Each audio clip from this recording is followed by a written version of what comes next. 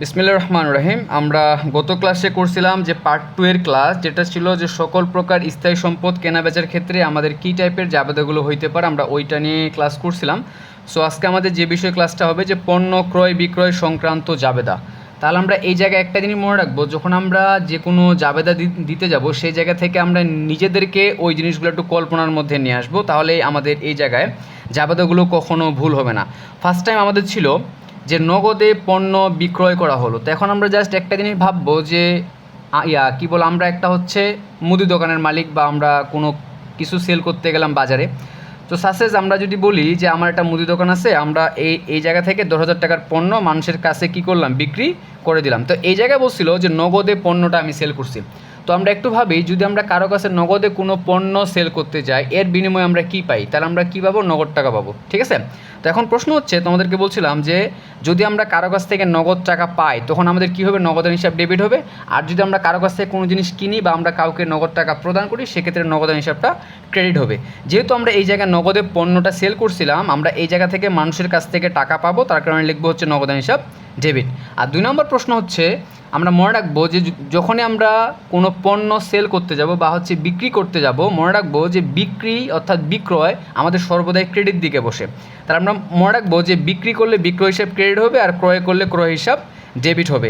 এটা একটু শর্টকাটে মনে রাখা ট্রাই করব। তো যেহেতু আমরা এই জায়গায় পণ্যটা বিক্রি করছিলাম, তার কারণে বিক্রয় হিসাবটা কী হবে, ক্রেডিট হবে। আর বিক্রয় একটা আয় আমাদের সর্বদাই ক্রেডিট দিকেই বসে।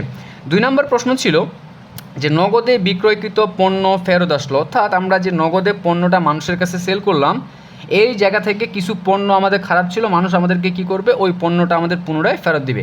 সো এখন কথা হচ্ছে, যখন আমাদেরকে মানুষ ওই পণ্য মানে আমাদের পণ্যগুলো ফেরত দিবে, তখন আমরা ফার্স্ট টাইম যে জার্নালটা দিছিলাম ওই জার্নালটার বিপরীত জার্নালটা হবে। ঠিক আছে।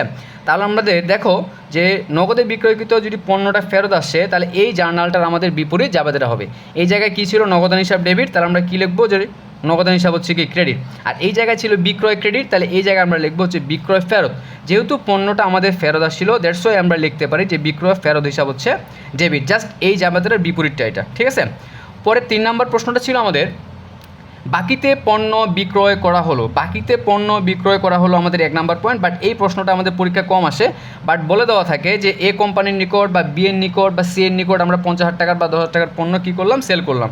তাহলে এই জায়গায় আমরা একটা জিনিস সবচেয়ে বেশি ভালো মতো মনে রাখবো, সেটা হচ্ছে কোনো ব্যক্তি বা প্রতিষ্ঠানের নিকট যখন পণ্য ক্রয় বিক্রয় কথাটি উল্লেখ থাকবে কিন্তু নগদ টাকার কথা উল্লেখ থাকবে না, সেক্ষেত্রে আমাদের লেনদেনটা 100% বাকিতে হবে।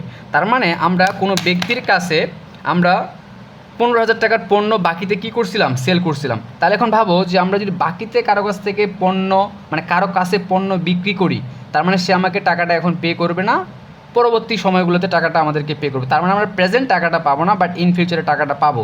তাহলে যেহেতু আমরা পাবো, তাহলে আমরা লিখতে পারি প্রাপ্য বা দেনাদার হিসাব ডেবিট। সবাই লিখে প্রাপ্য হিসাব বা দেনাদার হিসাব, বাট তোমরা এই জায়গায় জাস্ট একটাই মনে রাখবা যে প্রাপ্য হিসাব দেনাদার হিসাবের ক্ষেত্রে পার্থক্যটা আমি তোমাদেরকে বলছিলাম যে দেনাদারটা মূলত রিলেটেড প্রোডাক্টের সাথে আর প্রাপ্যটা রিলেটেড আমাদের হচ্ছে কি সেবার সাথে। যেহেতু আমাদের এটা পণ্য রিলেটেড, সো আমাদের এই জায়গায় প্রাপ্য হিসাবটা লেখা যাবে না, তবে কেউ কেউ মানে লিখে, কিন্তু এটা অ্যাপ্রোপ্রিয়েট না। ঠিক আছে। সো আমরা এই জায়গায় লিখতে পারি দেনাদার হিসাব হচ্ছে ডেবিট। আর যেহেতু বিক্রি করছে, তা আমি তোমাদেরকে বলছিলাম যে বিক্রি করলে বিক্রয় হিসাব কী হবে, ক্রেডিট হবে, আর ক্রয় করলে ক্রয় হিসাব ডেবিট হবে। সো এখন দেখো বিক্রি করলে বিক্রয় হিসাবটা আমরা এখানে কী লিখছি, ক্রেডিট লিখছি। আবারও যদি আমরা ব্যাখ্যা চাই যে বিক্রয় একটা আয় সর্বদা আমাদের ক্রেডিট দিকেই বসে, তার মানে আমাদের জাবেদা ঠিক আছে।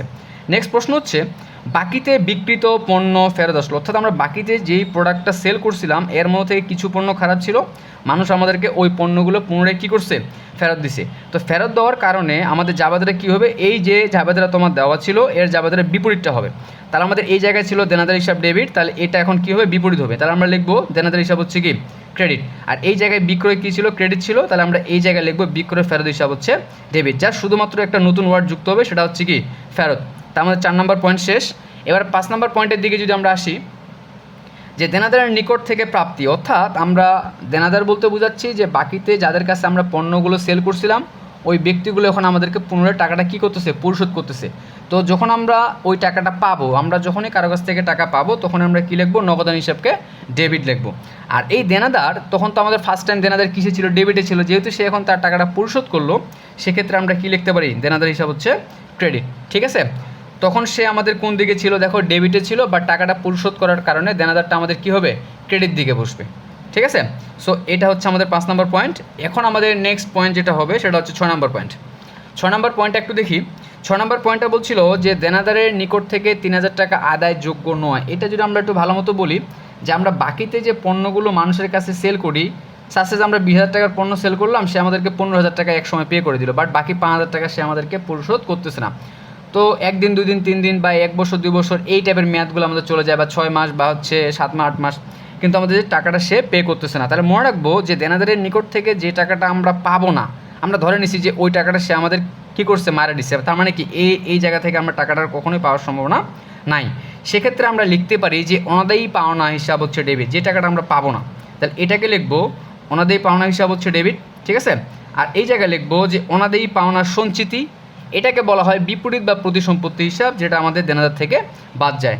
দ্যাটস ওয়াই এই জায়গায় দেনাদার না লিখে আমাদেরকে লেখা হয় অনাদায়ী পাওনার সঞ্চিতি হিসাব হচ্ছে ক্রেডিট। আশা করি তোমরা বুঝতে পারছো। আর যদি কারো কোনো জায়গায় সমস্যা থেকে থাকে তোমরা একটু কাইন্ডলি আমাকে পুনরায় মেসেজে হোক বা তোমাদের হোয়াটসঅ্যাপ নাম্বার দেওয়া থাকবে, তোমরা এই নাম্বারগুলোতে একটু যোগাযোগ করবো আমার সাথে। তো আমাদের 7 নম্বর পয়েন্ট দেওয়া ছিল যে হচ্ছে নগদে পণ্য ক্রয় করা হলো। জাস্ট একটু আমরা ভাবি যে তখন আমরা নিজেদেরকে দোকানদার ভাবছিলাম যে আমরা একটা দোকানের মালিক, আমরা এখানে পণ্যটা সেল করব।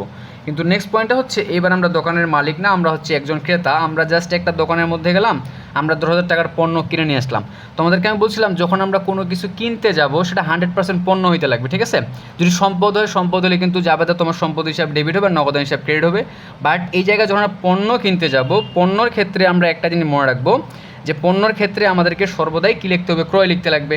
ক্রয় বা বিক্রয় যে কোনোটাই তোমার আসতে পারে। তো আমরা দেখবো যে আমরা একটা দোকান থেকে পণ্য কী করলাম, কিনলাম, অর্থাৎ ক্রয় করলাম। তোমাদেরকে বলছিলাম যে যখন আমরা ক্রয় করব তখন ক্রয় হিসাব ডেবিট হবে, আর যখন বিক্রয় করব তখন বিক্রয় হিসাব ক্রেডিট হবে। সো এখন দেখো আমরা একটা দোকান থেকে নগদে পণ্য কিনছিলাম, যেহেতু কিনছিলাম তাহলে আমরা লিখবো ক্রয় হিসাব হচ্ছে ডেবিট। এখন যদি আমরা দোকানদারের কাছ থেকে পণ্যটা কিনতে যাই, তার বিনিময়ে আমাদেরকে কী করতে হবে, টাকা দেওয়ার লাগবে। তার মানে কি আমাদের পকেট থেকে টাকাটা চলে যাবে। দ্যাটস ওয়াই টাকাটা চলে যাওয়ার কারণে আমরা লিখবো কি নগদান হিসাব ক্রেডিট। পরের প্রশ্নটা ছিল যে নগদে ক্রয়কৃত পণ্য ফেরত দেওয়া হলো। তো এখন প্রশ্ন হচ্ছে আমি যেই পণ্যগুলো কিনছিলাম এই জায়গার মধ্য থেকে কিছু পণ্য খারাপ ছিল, যেহেতু আমি প্রোডাক্টটা নগদ টাকা দিয়ে কিনছিলাম, সো আমাদেরকে এখন কী করতে লাগবে, আমাদের পণ্যটা আবার পুনরায় ফেরত দিতে লাগবে। তো এখন যদি পণ্যটা ফেরত দিতে যাই সেক্ষেত্রে আমাদের যে ট্রানজ্যাকশনটা দেওয়া ছিল এই ট্রানজ্যাকশনটার বিপরীতটা হবে। তাহলে আমরা এই জায়গায় লিখছিলাম যে ক্রয় হিসাব হচ্ছে ডেবিট, তাহলে এর বিপরীতটা আমরা কী লিখতে পারি, যে ক্রয় ফেরত হিসাব হচ্ছে ক্রেডিট। আর নগদান এখানে কী ছিল, ক্রেডিট ছিল, আর এর বিপরীতটা আমরা তখন কী লিখবো, নগদান হিসাব ডেবিট। ঠিক আছে, তোমরা এই পয়েন্টের সাথে এই পয়েন্টটা একটু মিলিয়ে নিবা। আশা করি তোমরা বুঝতে পারছো। নেক্সট 9 নম্বর পয়েন্টটা ছিল যে বাকিতে পণ্য ক্রয় করা হলো। তোমাদেরকে বলছিলাম যে বাকিতে পণ্য যখন তুমি কিনবা বা হচ্ছে কোনো ব্যক্তি বা প্রতিষ্ঠানের নিকট হতে পণ্য ক্রয় করা হলো, তাহলে মনে রাখবা কোনো ব্যক্তি বা প্রতিষ্ঠানের নিকট থেকে যখন আমরা পণ্য কিনতে যাব, যদি নগদ কথাটার উল্লেখ করে দেওয়া না থাকে সেক্ষেত্রে আমাদের লেনদেনটা 100% বাকিতে হবে। তার মানে আমরা পণ্য কিনছিলাম, তাহলে ক্রয় হিসাব ডেবিট। আর যেহেতু আমি টাকা দেই নাই, তার মানে কি আমি দায়বদ্ধ ওই দোকানদারের কাছে। তার আমরা লিখতে পারি যে ক্রয় হিসাব হচ্ছে ডেবিট আর হচ্ছে পাওনাদার ক্রেডিট। সেমভাবে এই ট্রানজ্যাকশনটা যদি আমরা একটু পেঁচায় লিখি যে বাকিতে ক্রয়কৃত পণ্য আমাদের ফেরত দেওয়া হলো, অর্থাৎ আমরা যে পণ্যটা বাকিতে কিনছিলাম ওই পণ্যটা আমরা এখন কি করলাম, ফেরত দিলাম। তার মানে আমাদের পণ্যটা কী ছিল, খারাপ ছিল। তো দেখো যে এখন যদি আমাদের পণ্যটা খারাপ হয় তাহলে আমাদের ফার্স্ট টাইম যে জার্নালটা দিয়েছিলাম তার বিপরীত জার্নালটা এখানে হবে, অর্থাৎ আমরা পণ্যটা কী করলাম, ফেরত দিলাম। তো এখন আমাদের যাবে হবে কি, ক্রয় হিসাবে এখানে ডেবিট ছিল, তাহলে আমাদের কী লিখবো, ক্রয় ফেরত হিসাব হচ্ছে ক্রেডিট, অর্থাৎ তার বিপরীতটা। আর এই জায়গায় পাওনাদার ক্রেডিট ছিল, এখন তোমার কী হবে, পাওনাদারটা ডেবিট হয়ে যাবে। ঠিক আছে। আর নেক্সট আমাদের 11 নম্বর প্রশ্ন ছিল যে পাওনাদারকে পরিশোধ, অর্থাৎ আমাদের কাছে দোকানদার এখন কত টাকা পাবে। যদি আমরা একসময় এই টাকাটাকে পে করি তাহলে আমাদের দায়ের পরিমাণটা কী হবে, কমে যাবে। তাহলে আমরা জাস্ট মনে রাখবো যে পাওনাদার একটা দায়, ঠিক আছে, পাওনাদার সর্বাধিক ক্রেডিট দিকেই বসে। তার মানে আমাদের টোটাল দায় এখন কত টাকা আছে। তা আমরা 10,000 টাকার পণ্য কিনছিলাম, তার মধ্যে 2,000 টাকার পণ্য আমাদের খারাপ ছিল, তার মানে আমাদের প্রেজেন্ট দায় হচ্ছে কত টাকা, 8,000 টাকা। এই 8,000 টাকার দায় যদি আমরা পরিশোধ করতে যাই তাহলে আমাদের দায়ের পরিমাণটা কী হবে, কমে যাবে। তা দায় কিন্তু ক্রেডিট দ্বারা বৃদ্ধি পায়, আর যদি আমরা পরিশোধ করতে যাই তাহলে আমরা কী করব, এই ক্রেডিটের মানটাকে এখন ডেবিট করে দেবো। তার মানে দায় ক্রেডিট দ্বারা বৃদ্ধি পায়, ডেবিট দ্বারা কী পাবে, হ্রাস পাবে। যেহেতু আমরা পরিশোধ করলাম তাহলে আমরা লিখবো যে পাওনাদার হিসাব হচ্ছে কি ডেবিট। আর যেহেতু আমরা পরিশোধ করছি তার মানে আমাদের টাকা পকেট থেকে চলে গেছে, দ্যাটস ওয়াই আমরা এই জায়গায় লিখতে পারি নগদান হিসাব হচ্ছে কি ক্রেডিট। সো এখন কথা হচ্ছে, সো আজকে আমাদের পার্ট 3 ক্লাস এই জায়গা থেকে শেষ। আমরা পার্ট 4 ক্লাস আমরা পরবর্তী সময় নিব। সো তোমরা যে ক্লাসগুলো এখন হচ্ছে তোমরা কাইন্ডলি এই ক্লাসগুলো একটু জাস্ট বাসায় ভালো মতো দেখবা, আর এই জিনিসগুলো একটু প্রত্যেকটা হ্যান্ডনোট আকারে রাখবা। এইগুলা যদি আমরা ভালো মতো শিখতে পারি সেক্ষেত্রে আমাদের জাভাদের ক্ষেত্রে কোনো ধরনের প্রবলেম হবে না আশা করা যায়। সো তোমরা এই ক্লাসগুলো একটু বারবার মানে কী বলে রিপিট করবা। আর যদি কারো কোনো জায়গায় সমস্যা থেকে থাকে তোমরা একটু কাইন্ডলি আমার সাথে যোগাযোগ করবা, তোমাদেরকে হোয়াটসঅ্যাপ নাম্বার দেওয়া থাকবে বা তোমরা গ্রুপে নক করতে পারো, কোনো সমস্যা নেই। ঠিক আছে, সো আজকে এই পর্যন্তই। আমাদের নেক্সট ক্লাস আবারও শুরু হবে, দেখা হবে ইনশাল্লাহ।